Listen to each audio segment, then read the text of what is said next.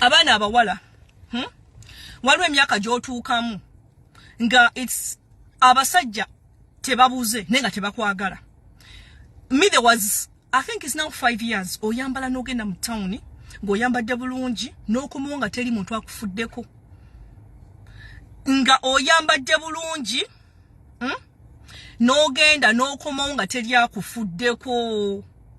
Yes, it happens. Duli nga ne bwe nnina abaana abato nga ne bwe osindika bagi omusajja kuza hi sister, hi bichi nga batubuuza ne kati oyambala n'ova waka oyambala n'ova waka nga bwe nyambadde bulungi bwenti n'oyambala kajampako kalungi n'oyaddeko you decent, you elegant, wekozeko bulungi styliza kaviriko n'ogenda gy'ogenze n'okomawo nga teri akubuuziza na nye ngwadde ne mu supermarket n'aba Nigeria abaatuyimirizanga n'aba Caribbean nga baatutawaanya nga batukwana ng'oli lubuto.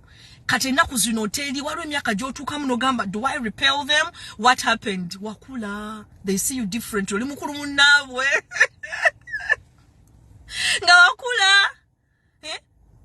Nga wakula. And somehow they notice it.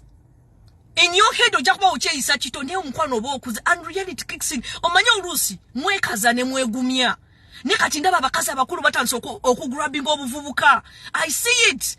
Sijja kwogera mannya g'abantu ne mubamanyisa muva women personalities betulina social media mubalaba. But balina obuvubuka kati bachakala nabo because nobody wants to be alone ate obwomu bumenya. Ze tekyali ankwano oba ntambulira wa sikitegera teri omwaka ogumalako n'ogukuba wali tekira nyalingano oba nabaki sikyakitegera